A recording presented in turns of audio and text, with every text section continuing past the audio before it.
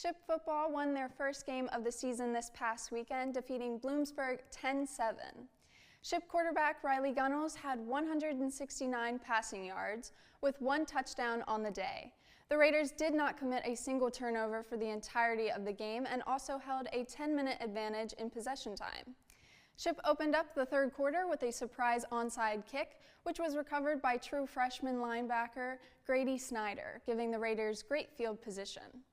After the successful onside kick, all Ship needed was a 10-play drive ending in a Javon Parker touchdown to secure the game for the Raiders. The football team will be back at home on the 11th at Seth Grove Stadium to face rival Millersville. Catch the action in person. Shippensburg field hockey took on number 9 ranked IUP this past weekend. The Raiders dominated the first 2 halves with 2 goals scored before the third quarter. The first goal was tallied in the first 6 minutes with fantastic passing from teammates.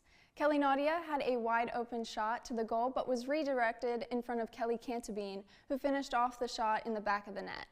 Ship added more to its lead with a second score from Kelly Nadia, who was assisted by Auguste Garibaldi. This marks the 5th goal for Kelly Nadia this season. The Raiders were up 2-0 at halftime, looking to finish off IUP at the end.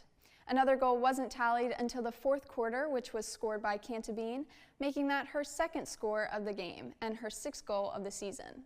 The Raiders would shut out IUP 3-0, ending a dominant game by Ship.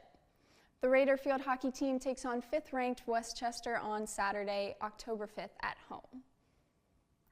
Last Saturday, Shippensburg's men's and women's cross-country team traveled to Big Spring High School to compete in the Dickinson's Long-Short Invite. Both male and female teams competed in the 4K. Sophomore Tommy Crum Jr. led the men to a victory with senior teammates Garrett Quinan and Ryan Wolf rounding out the perfect 1-2-3 score. Crum's victory led him to receive PSAC Cross Country Athlete of the Week.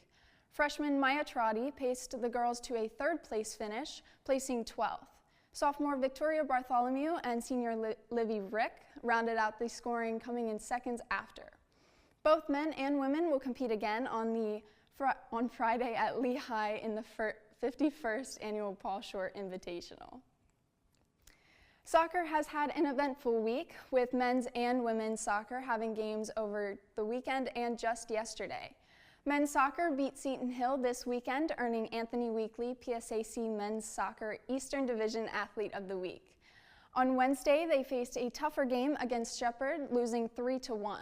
Raider Kyle Gainley made the only goal of the game, allowing them to tie in the first half.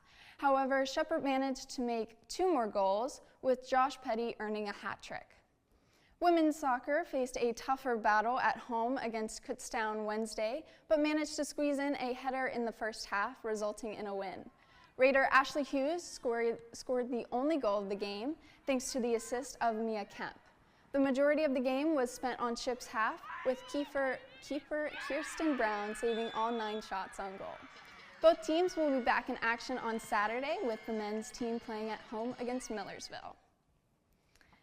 The MLB kicked off their playoffs this week with the Wild Card Series, with some tightly contested matchups. The Los Angeles Dodgers swept the Cincinnati Reds in 2 games with big offensive performances from Mookie Betts and Teoscar Hernandez.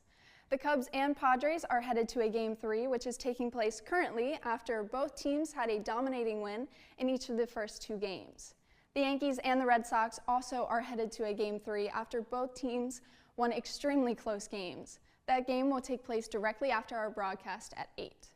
Following the Wild Card Series, the AL and NL Division Series is set to start this Saturday. Red October is in full swing as the hometown Phillies take on the Dodgers in the NLDS. The rest of the matchups will be determined following the games tonight. All wildcard games are on ESPN and ABC. That's all for sports this week. I'm Samantha O'Connor. Now back to Lex and Walker at the desk.